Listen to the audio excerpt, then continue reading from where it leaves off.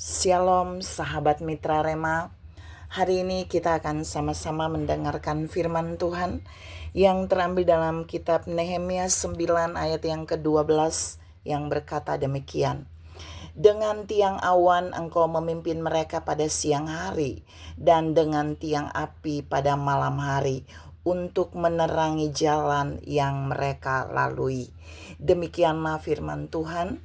Dan firman ini akan sama-sama saudara dan saya renungkan di hari ini, yang saya beri judul Navigasi Ilahi atau Panduan Ilahi. Saudara yang saya kasihi dalam Tuhan Yesus Kristus, waktu Tuhan menyuruh Musa membawa bangsa Israel keluar dari tanah Mesir menuju tanah Kanaan melewati padang gurun, satu tanda pertama yang begitu nyata bagi bangsa Israel yaitu ada tiang awan dan tiang api yang terus berjalan mengikuti dan menuntun mereka. Dan kita mau lihat, sesungguhnya ada beberapa hal yang mau disampaikan sehubungan dengan tiang awan dan tiang api ini. Jadi yang pertama, tiang awan dan tiang api itu merupakan navigasi ilahi. Itu dipakai oleh Tuhan menjadi panduan ilahi untuk menuntun Musa dan bangsa Israel keluar dari tanah Mesir menuju padang gurun untuk masuk ke tanah Kanaan.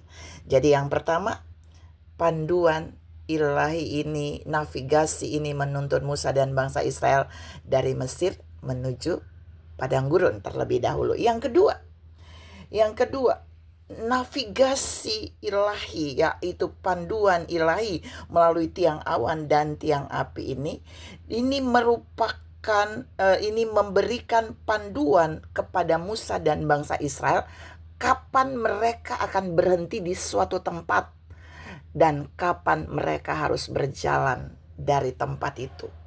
Jadi panduan ilahi ini terjadi melalui tiang awan dan tiang api. Ketika tiang awan atau tiang api itu berhenti di suatu tempat, maka mereka juga harus berhenti. Musa dan bangsa Israel harus berhenti. Jika tiang awan dan tiang api itu berjalan ke arah mana, mereka harus mengikuti. Ini navigasi ilahi yang luar biasa yang dipakai Allah untuk menuntun, untuk memandu Musa dan bangsa Israel melangkah di padang gurun. Kapan melangkah, kapan berhenti.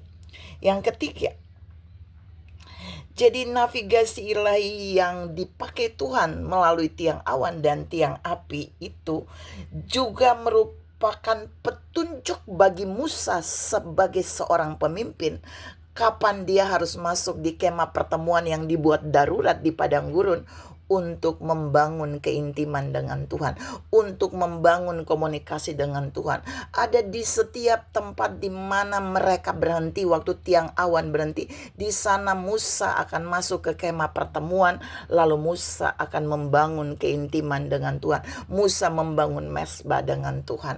Jadi navigasi ilahi ini memberikan arah bagi Musa kapan dia harus bertemu dengan Tuhan di dalam kemah pertemuan di padang gurun itu.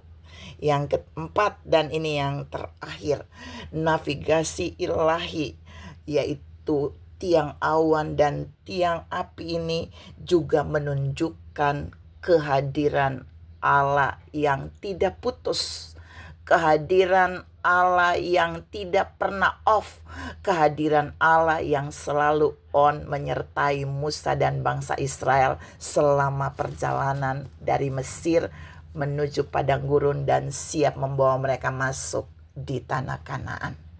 Saudara yang saya kasihi dalam Tuhan Yesus Kristus, sesungguhnya Tuhan juga punya navigasi ilahi bagi setiap saudara dan saya. Tuhan punya panduan buat saudara dan saya. Kapan dia mau kita melangkah untuk melakukan sesuatu dalam hidup ini. Kapan dia mau kita berhenti untuk diam sejenak membangun keintiman dengan Tuhan. Persoalannya, apakah kita taat dan mengikuti setiap panduan ilahi yang Tuhan berikan, seperti Musa pada saat ada di padang gurun.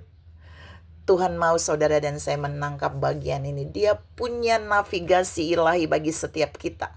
Dia punya navigasi ilahi di dalam kehidupan pribadi kita, di dalam kehidupan pekerjaan kita, dalam kehidupan pelayanan kita. Dan dia mau kita melangkah sesuai dengan navigasi ilahinya, supaya perjalanan kita adalah perjalanan yang disertai oleh Tuhan secara berkesinambungan. Tidak ada off, tapi selalu on.